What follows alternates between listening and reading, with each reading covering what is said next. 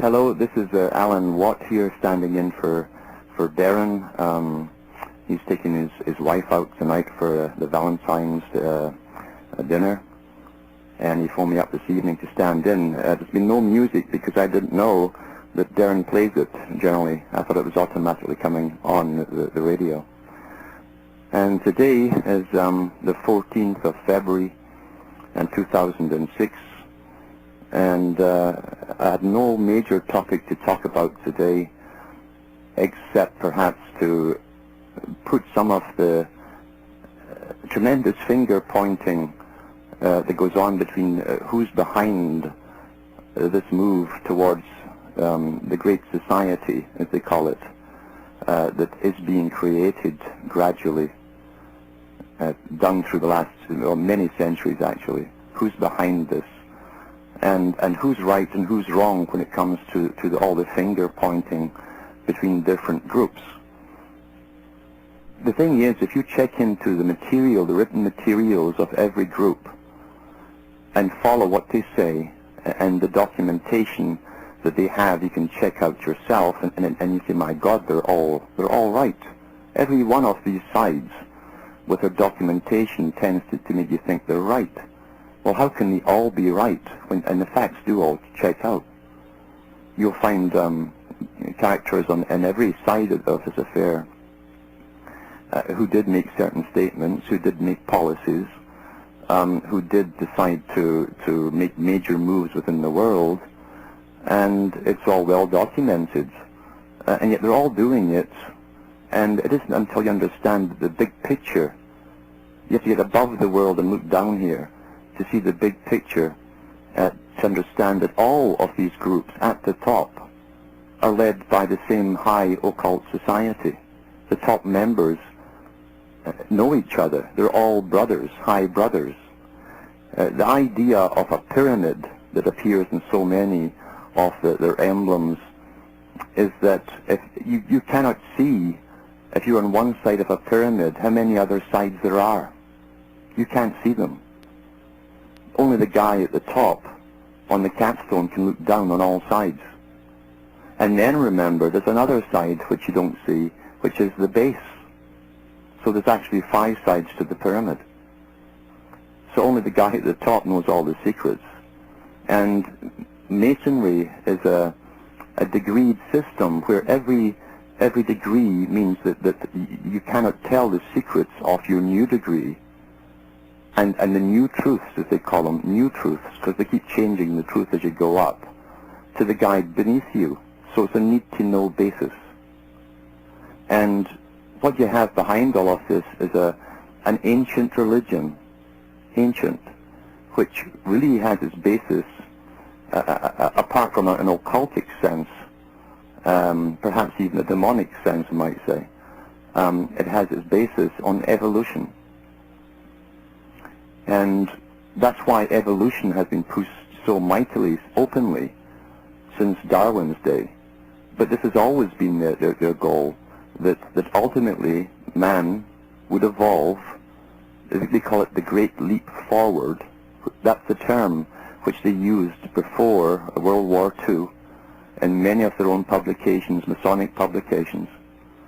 The Great Leap Forward, but then they didn't say how it would happen, you see.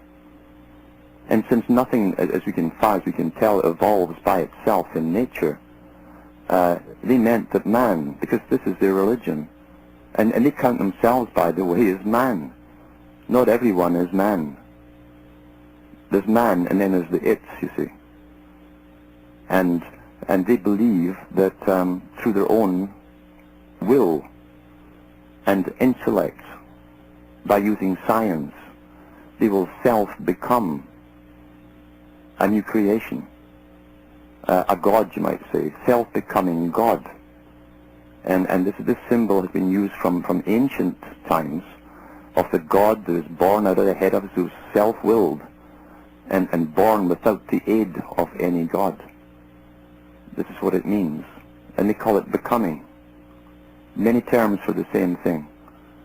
And so, back in the 1800s, many of the writers who were picked by the fledgling Royal Institute of International Affairs, which is the British version and Commonwealth version of the CFR, paid writers to go out into the world and write novels and about the coming system. And this is called predictive programming through fiction. And it works very, very successfully, actually more successfully than straight, dry, boring non-fiction books, because no one, when you're watching a movie or reading a book of fiction, your censor part of the mind, that your brain is down. And when that happens, you're being downloaded, really. You've been led along a path using emotion, and that's emotive imprinting, they call it. And through emotion, they can make you desire or want or feel good towards or against anything through a fictional story. And you're being shown, in a sense, the future that they're going to bring to you. And once the movie or the book's finished, you think you've put it away and that's that. But no, you've been familiarized now with the possibility of this particular story or sci-fi or whatever. And so when you see it manifest in your own life and the beginnings of the manifestation, because it's familiar to you, you think, well, I guess that's just the natural way. We're evolving. We're evolving this way. Society is just evolving, but nothing could be further from the truth. History, as it's written and presented in most school books, seems to be simply a conglomerate of guys scattered across the planet who suddenly have too many hormones and decide to go off with armies and become an emperor by slaughtering other people. And that's further from the truth too. Nothing could be more far from the truth. From 4,500 BC at least, there's been this move, stage by stage, of what they call bringing civilization. Now they call it democracy, but it's the same thing. A system of money, debt, standing armies, a society where experts run everything. They've been bringing this gradually forward down through the centuries up to the present, and with every area they take over, they call it an expanded empire. So wars help to bring an expanded empire which destroys existing cultures and standardizes the people into the one culture. So they're standardizing down through the centuries until we get to the stage today where the United States of America, which was created and founded to bring in the Novus Ordo Seclorum, the New World Order, is finishing off its job. And that was referred to by all the founding fathers as manifest destiny. And many of the old books by the founding fathers and some of the first generation after them, they refer to this all the time in the publications as manifest destiny. It was never fully explained, obviously, to the public, but now we're seeing what it is. Not only are we seeing it, we're having it explained to us by people like Brzezinski. You'll see it in the New American Century Club, the little club formed by Wolfowitz and Cheney and Rumsfeld and Bush and so on before 9/11 happened, where they listed the coming wars, which they would have to do, they said, to maintain control of the world, beginning with Afghanistan, next into Iraq, then in Iran, then Syria. They published this first in the early 90s, and it's available to the public. And then they republished it and updated it in 98. And lo and behold, in 2001, we find that they have the very thing they needed to stimulate the American people, as Brzezinski said in his book, published in 97, The Grand Chessboard. We will need something of a Pearl Harbor event to motivate the American public behind us for the war. Now, how many people can make wish lists like this for Santa Claus? Or win the lotto, just knowing you're going to win it? These guys write what they're going to do. An event happens right on cue when they need it, 10 years exactly to the date, where George Bush Sr.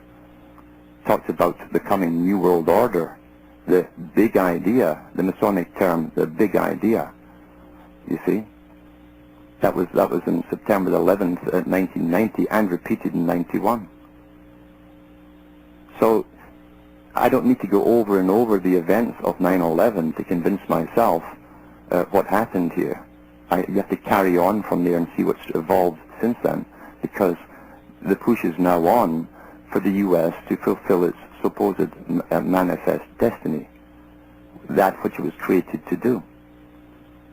It should also be understood that prior to America having the revolution, Britain and other countries, France and some of the Germanic and Prussian countries, had their own international meetings to discuss who would bring in the system. And they realized that none of them could be chosen because every one of them was known by the rest of the world as empire builder and a plunderer, basically. So they had to create a new shining knight that claimed, I'm different, I'm honest, and I'm all for the people, you see. And so the U.S. was born. And it was born by a bunch of Masons who got inside a big building, locked the doors, had guards on the doors to keep the profane, the masses out, and came out with this draft, which has been waved and waved and waved ever since, to justify everything under the sun, from persecuting the average American today to going off to foreign wars yesterday. It's the same thing. It goes both ways.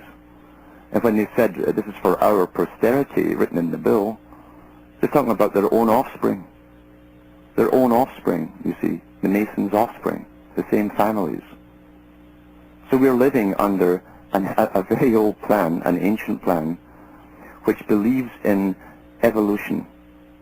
And evolution to them goes back to the mystery religions of ancient times, where they studied nature. And they said you cannot have an action without an equal and opposite reaction, a law of science. And they studied the seasons, and used to say that summer battled winter, and spring would battle fall, and so on. In other words, to get change, which always comes, a law of nature is change in the seasons in nature, then you must create sides to get the changes to occur. In a human society, that means perpetual, ongoing war and conflict. And from the conflict, you get the resolution, and that starts right back again at your thesis. You create an opposition to it as antithesis, and then you have another outcome, synthesis, and it repeats itself from the synthesis back to the new thesis, and on it goes. This was taught widely in all the communist schools in the Soviet Union, and Lenin and many other communists wrote copiously on this very technique. But it isn't a communist thing. They used it. It's everybody's thing. All the Masons use it in every country. The Jesuits use it because they're part of a Freemasonry. Isis with 1,000 faces. That's what they used to call it in Babylon. It was the same church with 1,000 faces. And even then it was a mystery because people had a hard time pointing out who was behind things. It's that priesthood. No, it's the priests over there. No, it's those ones down south. It's the same today. The guys who lead these people at the top of every group are the same brotherhood. And they know the agenda. The ones down below in the lower orders have had real wars between themselves down through the ages because there must be real bloody conflict to convince the people. They must have conflict. And that's what they call the law of nature, which through struggle, and Hitler used the same term, Mein Kampf, my struggle, because he believed in it too, and I'm sure he was put there too by the same oligarchy to do his bit. Through struggle, they would evolve into Superman. And that's the key to it, is Superman. So we find with the founders of the Fabian Society, with the Webbs, and H.G. Wells and Lord Bertrand Russell and many of the elites, because the elites created the so-called far left-wing Fabian Society, and it was given a British royal charter to exist. So you find that these people actually, when they were quizzed about the future for the working man, are you for the working man? Is that what this society is for? Mr. Webb piped up along with Beatrice. Her name was Beatrice Potter, by the way, her maiden name. And said, oh goodness, no. He says the masses can't decide for themselves. He says the society we envisage is a world to be run by scientific experts and different categories of scientific experts to do with school and psychology and so on, you see. So that's the true meaning of the far left wing. It's nothing to do with the working person any more than communism had to do with the average peasant in Russia. At the end of the Soviet system, comparative standards of living of the bureaucracies living in the Soviet bloc were on equal par with the bureaucracies of Britain and America. So much for the working man. So the United States, as I say, was born for this manifest destiny. One of their own Masons, who was a spokesman for pushing this agenda, was Manly Palmer Hall. And he put a book out called America's Secret Destiny, a Masonic book. And he outlined the agenda, same thing again. This is why America is born. That's why you've got the Washington phallus there. It's an Egyptian obelisk. The first brand new one to be built on that scale to raise Washington up to godhood. That's what that is for. He was raised to godhood by the Masons for his work, his great work.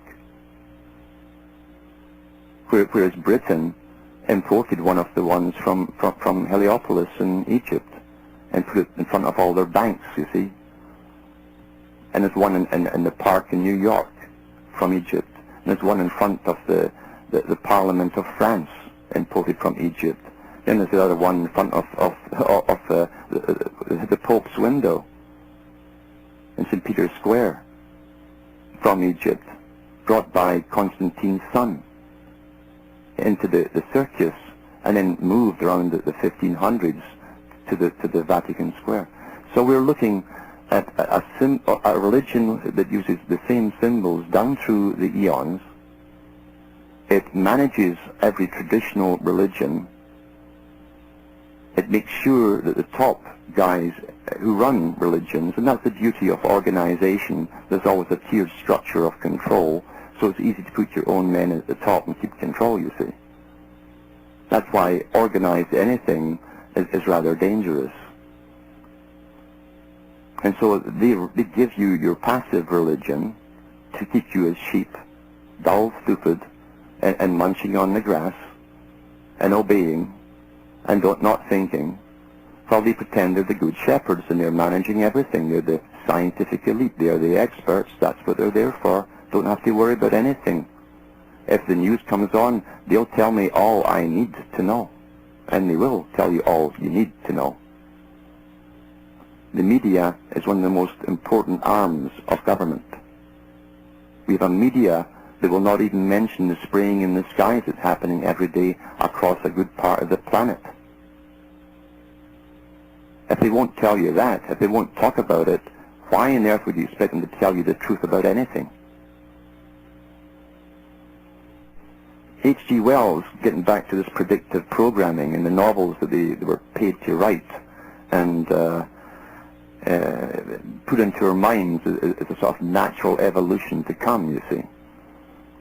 H.G. Wells wrote a book, and he used a preface of the speech that he gave to the Royal Institute of International Affairs in 1936, and he called this, in his lecture, the concept of a world encyclopedia. If you remember, in the French Revolution, the High Masons who took over called themselves the encyclopedists. So here's Wells in 1936 talking about the concept of a world encyclopedia. At the first realization of the ineffectiveness of our best thought and knowledge struck only for a few people, like Mr. Maynard Keynes, for example, it is science and not men of science that we want to enlighten and animate in our politics and rule the world, and rule the world, and rule the world. That's for the hard of hearing. Wells basically reiterated the doctrine of scientism, as they call it, in the speech. To continue, I want to suggest that something, a new social organization, a new institution, which for a time I shall call World Encyclopedia. This World Encyclopedia would be the mental background of every intelligent man in the world. Such an encyclopedia would play the role of an undogmatic Bible to the world culture. To the world culture. It would do just what our scattered and disorientated intellectual organizations of today fall short of doing. It would hold the world together mentally. Now remember that. It will hold the world together mentally. It would compel men to come to terms with one another. Compel, you see, compel men. That means force, you see, to come together. It is a superior university I'm thinking of, a world brain. A world brain. I wonder if anyone's having pictures in their minds right now of what that could mean. He said, a world brain no less. Ultimately, if our dream is realized, it must exert a very great influence upon everyone who controls administration, makes wars, directs mass behavior, feeds, moves, starves, and kills populations. Ultimately, if our dream is realized, it must exert a very great influence upon everyone who controls administration, makes wars, directs mass behavior, feeds, moves, starves, and kills populations. You see how such an encyclopedic organization could spread like a nervous network. Got little pictures in your head now. Nervous network, a sort of web, perhaps. A system of mental control about the globe, knitting all the intellectual workers of the world through a common interest and cooperating unity, and a growing sense of their own dignity, and forming without pressure or propaganda, directing without tyranny. So that's from H.G. Wells, his presentation to the Royal Institute of International Affairs, 1936. Now what does he mean by a world encyclopedia? And I'm sure if I had a second line, I'd have callers. I'd hope I'd have callers saying, well, are they talking about computers here, perhaps? Or maybe supercomputers, maybe a web, as he calls it, a nervous system. If we add this statement, and remember, we're living in the past. Level 1 reality is antique. All technology that we have is antique at this level. Whatever we're given as the latest is obsolete at the top. Now here's from journalist Nathan Cochran, and this comes actually from, he has a website, I believe. I got it from a book, actually. And he's got a long website, if I can find it. If anyone wants to check it, it's called www.smh.com.gu/articles/2002/07/20/10268931815 HTML, and that was posted July 23rd, 2002. The article was called U.S. Reports Tell of Brave New World by Nathan Cochran. And here it is. A draft government report says we will alter human evolution within 20 years by combining what we know of nanotechnology biotechnology, integrated technology, and cognitive sciences. The 405-page report, sponsored by the U.S. National Science Foundation and Commerce Department, Converging Technologies for Improving Human Performance, calls for a broad-based research program to improve human performance, leading to, listen to this, telepathy. They're talking about having a chip in your brain, if you haven't caught on, machine-to-human communications, amplified personal sensory devices, and enhanced intellectual capacity. That's from Cochrane's report, page 1, 2002. To carry on with the second part of the same article, people may download their consciousnesses into computers or other bodies, even on the other side of the solar system, or participate in a giant hive mind. A giant hive mind. Is that the Borg, perhaps? A network of intelligences connected through ultra-fast communications networks. With knowledge no longer encapsulated in individuals, the distinction between individuals and the entirety of humanity would blur. The distinction between individuals and the entirety of humanity would blur. The report says, think Vulcan mind meld. Would we perhaps become more of a hive mind, an enormous single intelligent entity? That report that he gave out finishes with, it says, the report says the abilities are within our grasp, but will require an intense public relations effort to prepare key organizations and societal activities for the changes made possibly by converging technologies, and to counter concern over ethical, legal, and moral issues. Now listen to that again. To counter concern over ethical, legal, and moral issues. You see, they've already got the propaganda techniques working already since that meeting, through movies, through cartoons even, to make this a positive thing to go for. Education should be overhauled down to the primary school level to bridge curriculum gaps between disparate subject areas. So you're looking at the half-time, and we won't have music tonight, but you're listening to Alan Watt on Sweet Liberty, standing in for Darren, who's off tonight. And I'm reading some articles here about the scientific dictatorship, basically, which we're under today, which is actually an ancient religion simply coming into manifestation as they see their end goal in sight. Zbigniew Brzezinski, who has been an advisor to I don't know how many presidents, he was there even with Carter, and he's still there, and he's on television quite regularly. His area seems to be mind control and national security. Hello, this is Alan here again. I'm back on the air, and of course there's no one to play the music tonight because Darren's gone for the night. So I'll continue with Brzezinski. Zbigniew Brzezinski, who was President Carter's national security advisor, and he's still advising the present bunch along with Kissinger and so on.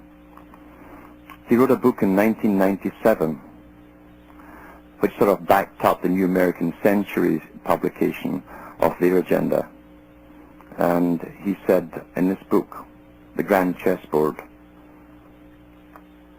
the last decade of the 20th century has witnessed a tectonic shift in world affairs. For the first time ever, a non-Eurasian power has emerged not only as a key arbiter of Eurasian power relations, but also as the world's paramount. The defeat and collapse of the Soviet Union was a final step in the rapid ascendance of a Western Hemisphere power, the United States, as the sole and indeed the first truly global power. Hello? Oh, yes. This is Jeff Point from Chelsea, Massachusetts. How's it going? I can barely hear you. Yeah. Oh, really? Uh-huh.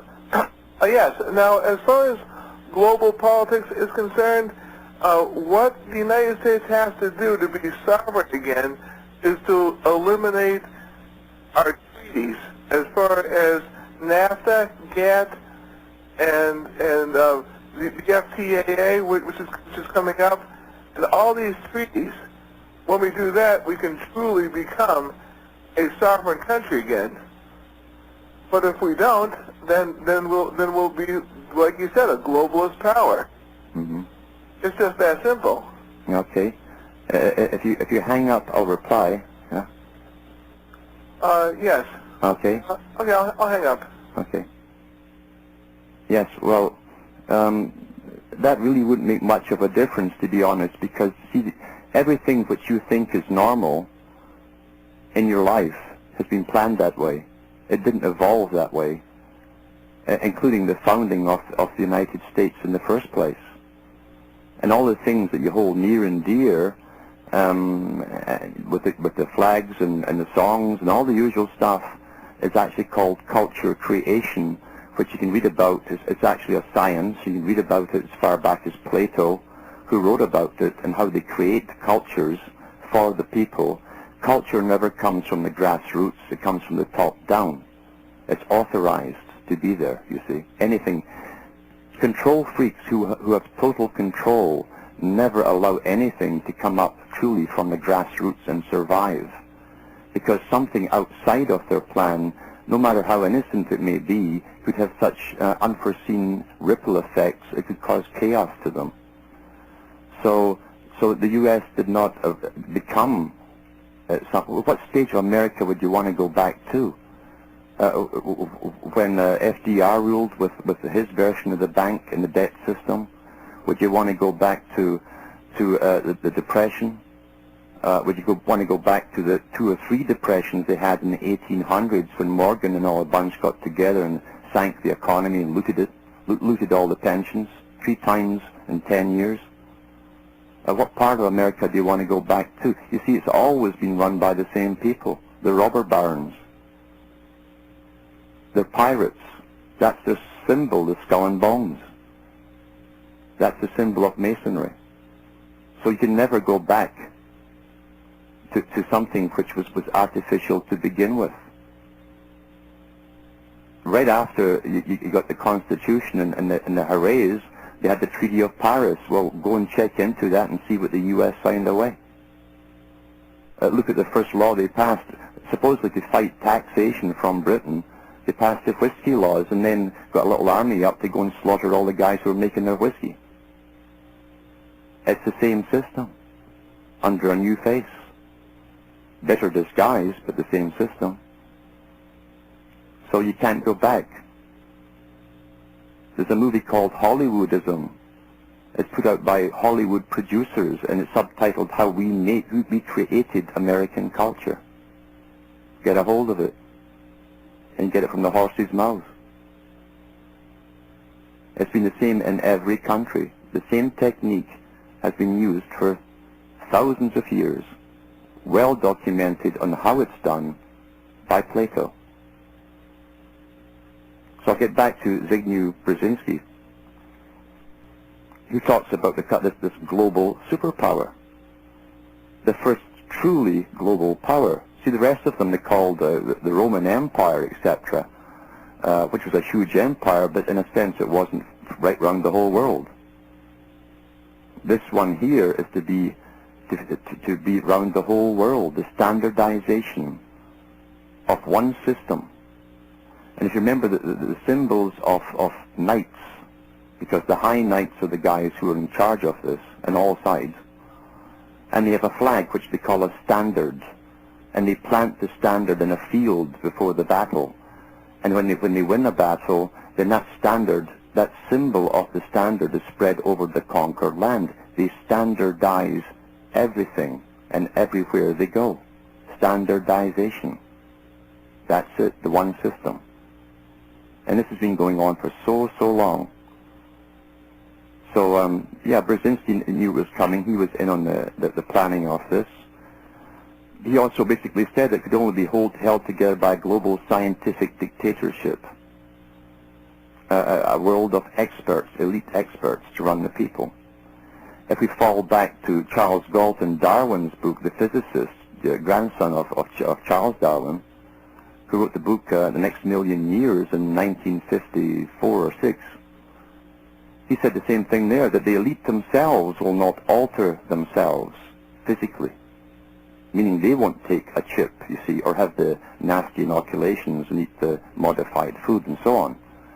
He said they must retain their survival capabilities because the elite will be steering the ship of Earth. The masses won't need theirs because the state will be making all their decisions for them. So keep that in mind when you read what they talk about, this universal consciousness, this telepathic hive mind which they talk about. This is the same Rosicrucian term that was used by John Dee and Francis Bacon in the 1500s. The universal mind, the one, we'll all be one. Now think of the Borg from the Star Trek series, and it's exactly the same. The Borg ship is called the Hive. All of the cyborgs, part human, part machine, are connected with little chips to a central computer in the ship, the Hive, and they hear each other's whispers going through. And they show you right there. They show you when some are caught and captured and asked about themselves, they couldn't react as an individual. They said we. They always referred to themselves as we. Because you cannot be an individual and be totally connected at the same time. And so this particular article from Cochrane was held in Loyola University. And there was 600 pages came out at the university level, and they took 250 pages away for the public. However, I've got a copy of the original. And they said the chip is ready to go. All we must do is convince the public to accept it.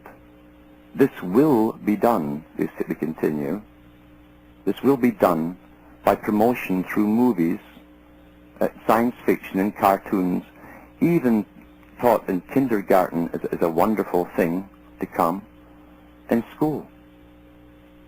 And going through all of these pages, 600 pages of all these top scientists, and Newt Gingrich led off the meeting, by the way, paid for by your tax money, the scientists said that they'll promote it, making it a desirable thing for children. Children will want what they think are superpowers, like their comic characters, their cartoon characters, or Spider-Man or whatever. They'll think it's going to give them special powers, so that's how they're going to promote it to them. However, that same meeting said that supercomputers, Cray supercomputers, are already set up in every region, that's the term they'll love to use, region, across the United States and Canada. And when everyone has the chip, the real functioning will kick in. And literally, there will be no more individuality. They said it would be impossible for anyone to even perceive of themselves as a distinct, separate, I individual. So the card, of course, the identification card, which is coming 2007, it's already been given out at the border for the moment for $2. So if you rush now, you get it at a deal of $2. You see, this is how they're promoting it for frequent cross-border shoppers. And it has an active ID chip in it. It has your iris scan. It has your DNA sample and your code in there. It has a digital photograph of you. This has your medical history. It's eventually to be used the same way, because it's the same as the British card, and they've admitted there, it will eventually be your sole bank and credit card for the cashless society. So once people accept that, and I can't see any reason why they won't, because there's enough people rushing to get the buy now at $2 while you can, prices won't last. There's enough of them lining up like idiots right now. So I can't see there'd be much of a problem for most people taking it. The masses have never really been a problem for the elite to run the world. The reason for the brain chip really isn't for the masses. They're not worried about them so much. This is an attack on the individual thinker. That's who they must get. That's their Achilles heel. They're terrified of the individual thinker. So everyone's going to get chipped by law. And once the card is out there and everyone has one, you'll see such a spate of robberies and muggings to get the card. It'll go on for a year or two at the most, till we're sick of hearing it night after night on the media. And lo and behold, they'll come forward and say, well, we've got the solution right here. And it's called a chip, by the way, because that's the Masonic term, as they go round the block, as they call it, the big ashlar, the little altar in the middle. It's a chip off the old block. That's the little sarcastic joke on you. This is a religion behind this. A religion that they claim was born, at least if the Great Work Plan was born, 4,500 BC. And step by step, generation by generation, conquest by conquest, they've been taking over and taken over until there's a world empire, a global world empire run by an elite who will have their brains intact, their individuality intact. They'll have life extension and all that kind of stuff, which the rest won't have. Well, everyone else will have there'll be a Borg, a happy little Borg, you see. In fact, you can't really be happy or unhappy because you won't know what that is. And you won't know, even if you were unhappy, you could even form the words that I am unhappy. There'll be no more you. And they can literally reprogram you every day to do the different tasks. You could be working in a pigsty, mucking a barn somewhere one day and helping to erect a skyscraper the next. It won't matter to you. And that's the universal one, the universal consciousness that they've pushed through the New Age movement for years steadily to get them all to go for this idea. Oh, we're all one. UN is the French word, for one. What a coincidence, eh? So this is where it's all heading. Planned long before I was born, long before every one of you was born, and they knew they had the technology a long time ago to bring it off, because these guys did not claim to use crystal balls. The high levels of science is never known to the public. At the low level of science, which is everything from the media to the scientific magazines, from professorships down, that's the lowest bottom antique level of science. Physics, chemistry, biology, etc. That's the lowest level, and the magazines that they churn out there, which make you think this is the latest, or they're just working towards this, that's rubbish. It's called research because it's research. The search has already been done before. Why else would you call it research? So that's the key to this agenda here. The new man to come. The 1,000 years of peace, you see, when you're all chipped. And no one can cause any problems. They won't need the media. They won't need all the sports teams. They won't need all the sports commentators to amuse us and pass our time for us so that we don't sit and think for ourselves. My God, that would not do. No, they won't need that anymore. It'll be one nice, silent, humming, buzzing little world, a quiet hum from the massive universal hive, the Borg ship. And the Borg ship, of course, as you see in the Star Trek movies, is the New Jerusalem. It's the square. It's a square ship. It's a cube, like a sugar cube. The hive. It's the ashlar, the perfectly squared stone, taken from the natural roundness and squared perfectly.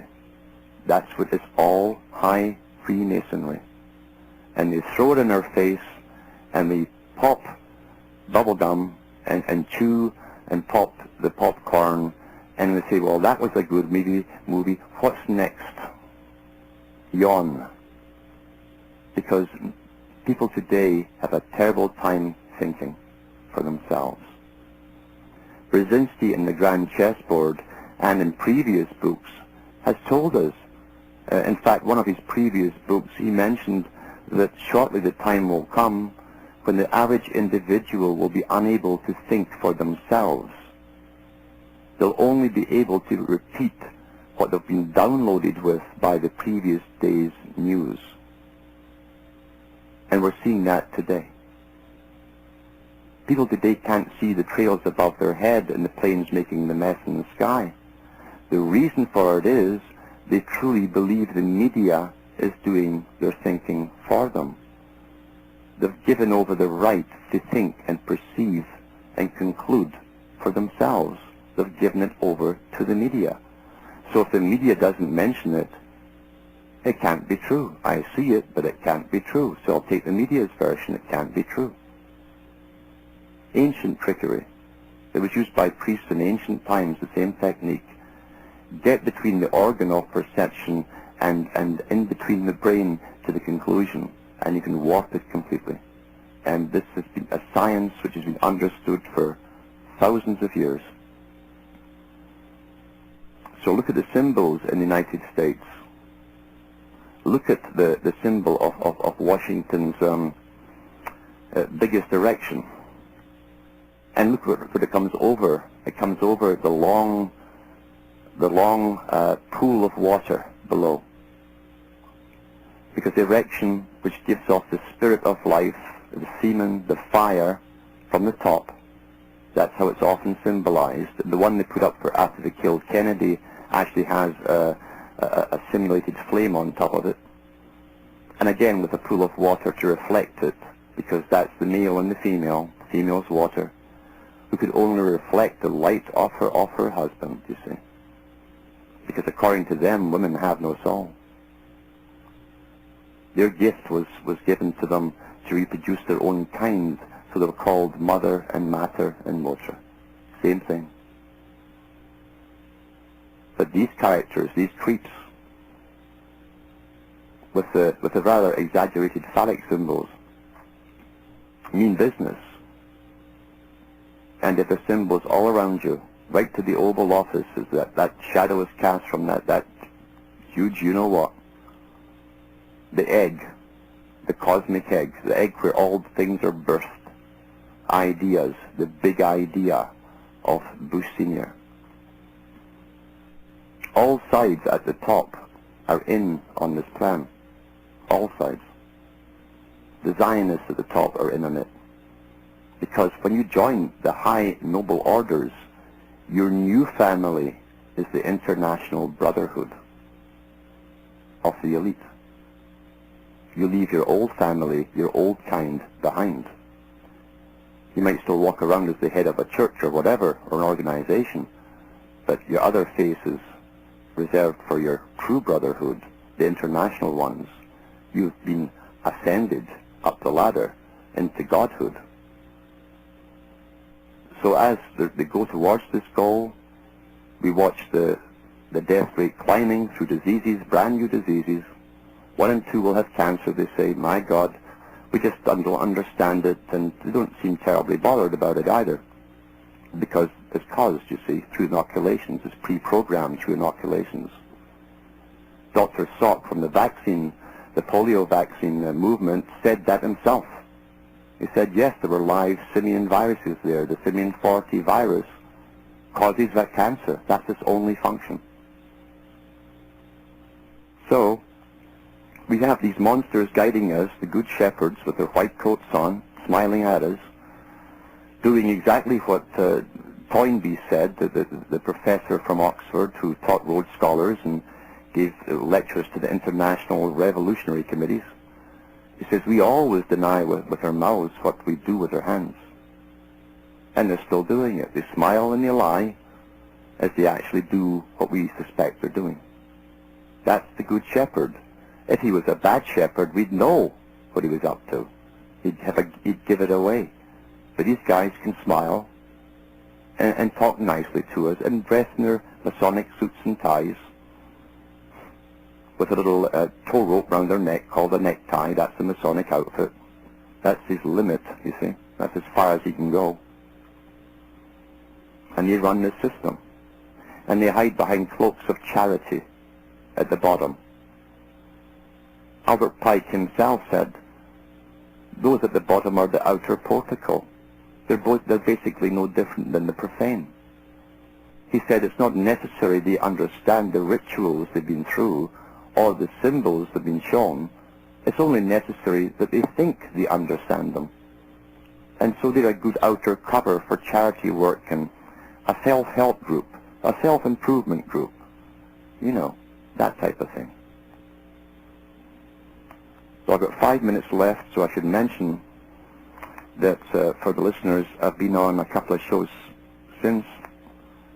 I've been on here last, and I've been on Hetsabala, Boa, who's got Eye on the Future. That's the internet site from Vancouver. Eye on the Future with Hetsabala. And I'm on with her again on March the 5th and March the 12th. And I may have some other ones coming up too. I believe too, I was also on the Cutting Edge with Daniel Ott, and that is available from Daniel Ott's website, Cutting Edge. You can download that for free at the moment. And you can also look into the website that's been put up for me by by Jason in the United States of America, who's still got some gonads. And that my website is cuttingthroughthematrix.com. And there's material on there which you can also download for free. For those who want the books I've written up explaining some of this occult masonry and the symbology behind it, the ritualism behind it, and including how your language is encoded, you can get them as well if you contact the website, or you can actually phone me, contact me. I think many of you already have my address, and I'll get them out as soon as possible. Well, that's the 1 minute bell up, and I thank you for tuning in and listening to me on Sweet Liberty tonight. Thank you.